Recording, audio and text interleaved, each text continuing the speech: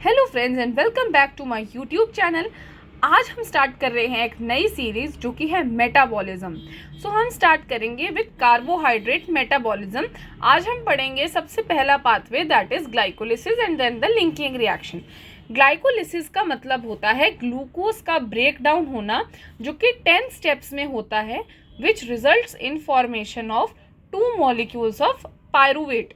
ठीक है, तो इसे हम ईएमपी पाथवे भी बोलते हैं, दैट इज एम्बेडेन मेयरहॉफ पार्नास पाथवे, जिसने इनको डिस्कवर किया। ये पाथवे साइटोसॉल में होता है and it is a common pathway because ये प्रोकैरियोट्स एंड यूकैरियोट्स दोनों में देखा जाता है। वेदर कंडीशंस एरोबिक हैं, एनारोबिक हैं, ग्लाइकोलिसिस जो है वो फंक्शनल रहता है। The first 5 phases are preparatory and the next जो आपके 5 स्टेप्स होते हैं वो पे ऑफ फेज होता है आपका। उसके अलावा यीस्ट में जब लगातार ग्लाइकोलिसिस चलती रहती है in the absence of oxygen, उसे हम पैस्चर इफेक्ट कहते हैं। जबकि कैंसर सेल में जब ग्लाइकोलिसिस बार बार चलता रहता है for energy production, whether the conditions is aerobic या एनारोबिक, उसे हम वॉरबर्ग इफेक्ट कहते हैं। Not talking about the glycolysis. ये था आपका कुछ मेन फैक्ट्स। सबसे पहले glucose to glucose 6 phosphate, basically first, third और 10th स्टेप जो होता है आपका, that is the regulatory step, क्योंकि ये इरिवर्सिबल होते हैं, यहीं पर पूरे पाथवे की रेगुलेशन होती है। तो talking about the first step, सबसे पहले glucose converts to glucose 6 phosphate via hexokinase. यहाँ पे ग्लूकोकाइनेज इसलिए नहीं है क्योंकि ग्लूकोकाइनेज का केएम काफ़ी ज़्यादा है, देयरफॉर सबस्ट्रेट के लिए एफिनिटी कम है। Then glucose 6 phosphate via isomerization converts to fructose 6 phosphate. ये जो है via PFK1 enzyme converts to fructose 1,6 bisphosphate। ये यहाँ का committed step है, क्योंकि बाकी जो इंटरमीडिएट्स हैं वो दूसरे पाथवेज में भी होते हैं, बट PFK1 कन्फर्म्स कि हम ग्लाइकोलिसिस की ही बात कर रहे हैं। via एल्डोलेज, अब क्या होता है कि जो हमारा जैसे फ्रक्टोज 1,6 बिसफॉस्फेट है, तो that is a 6 carbon compound. Aldolase जो है वो एक लाइस फैमिली का मेंबर है।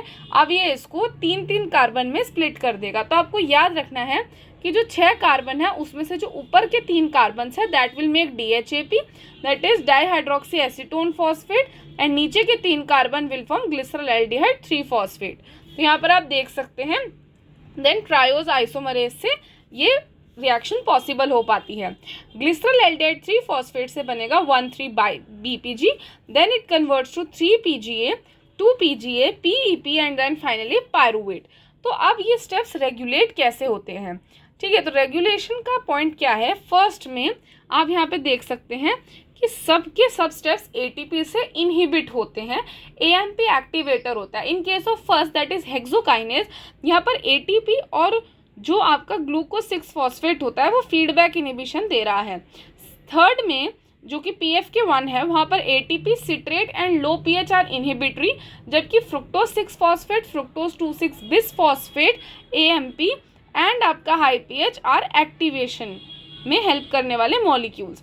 लास्ट स्टेप जो है वो ATP एलानिन और एसिटाइल कोएंजाइम में इनहिबिट करते हैं, जबकि फ्रुक्टोज 1,6 बिसफॉस्फेट एंड AMP जो है उसका एक्टिवेशन करवाते हैं। So this was about inhibitors.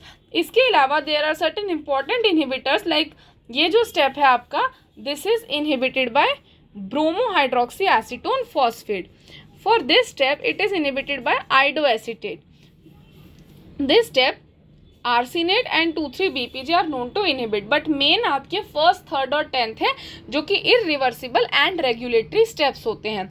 Talking about the energetics, energetics क्या होते हैं? फर्स्ट और थर्ड स्टेप में आपका एक ATP यूज होता है, जबकि 7th और 10th स्टेप में ATP बनता है। क्योंकि 7th और 10th स्टेप 2 बार रिपीट हो रहा है साइकिल में, तो टोटल 4 ATP बन रहे हैं एंड 2 यूज हो रहे हैं। If we talk about anaerobic pathway, anaerobic glycolysis में the net gain is 2 ATP।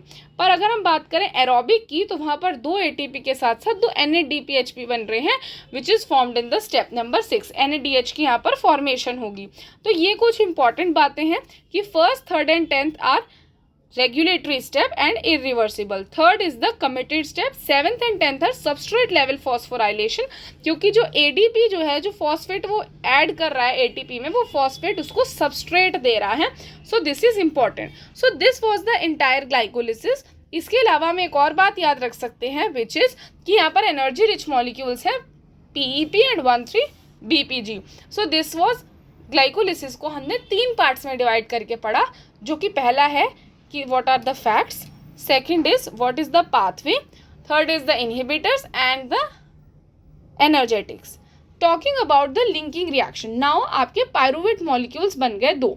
अब उस पायरुवेट से क्या होगा, तो डिपेंड करता है whether the pyruvate enters the aerobic pathway या एनारोबिक पाथवे. अगर तो वो एरोबिक में जाता है तो वाया पायरुवेट डिहाइड्रोजिनेस कॉम्प्लेक्स, जो कि खुद 3 एंजाइम से बना है. पहला एंजाइम है pyruvate dehydrogenase, second is dihydrolipoyl transacetylase, third is dihydrolipoyl dehydrogenase. ये तीनों एंजाइम मिलकर जो है इसे एसिटाइल कोएंजाइम में कन्वर्ट करते हैं. पहले को ज़रूरत होती है TPP की, दूसरे को लिपोएट और कोएंजाइम ए की, और थर्ड को FAD एंड NAD की. The one which are underlined are the prosthetic groups which are tightly bound. यही अगर एनारोबिक कंडीशन होती तो या तो वो लैक्टेट में कन्वर्ट हो सकता था वाया लैक्टेट डिहाइड्रोजिनेस, जैसे मसल्स में जब क्रैम्प्स होते हैं तब लैक्टेट फॉर्मेशन होती है, या फिर इथेनॉल बन सकता था via first reaction pyruvate decarboxylase and then alcohol dehydrogenase से इथेनॉल प्रोडक्शन भी हो सकती थी. Regulation is that basically pyruvate dehydrogenase complex में ये जो लिपोएट है this is inhibited by arsenate. Also citrate और फॉस्फोराइलेशन इसे इनएक्टिव करने का काम करता है. तो जो पायरुवेट बना था वो साइटोसॉल में बना था, पर अगर इसको एरोबिक में जाना है तो इसको पहले माइटोकॉन्ड्रिया में आना पड़ेगा which is via the active transport and via pyruvate H+ symporter. Once it comes then this complex converts it into the acetyl coenzyme में. अगर एनारोबिक हुआ तो लैक्टेट या इथेनॉल में कन्वर्ट हो सकता है. Once acetyl coenzyme is formed it will undergo tricarboxylic acid cycle या फिर क्रेब्स साइकिल. क्रेब्स साइकिल के बाद फिर ये फर्दर इलेक्ट्रॉन ट्रांसपोर्ट चेन में जाकर ATP की जनरेशन करेगा. So in our next part we will see TCA and ETC. So I hope you do like this video. Please do subscribe to our channel for more such videos. Thank you very much. If you have any doubts or you want any kind of notes या help regarding your entrance examinations, please feel free to contact me. My details are in the description box. Thank you very much.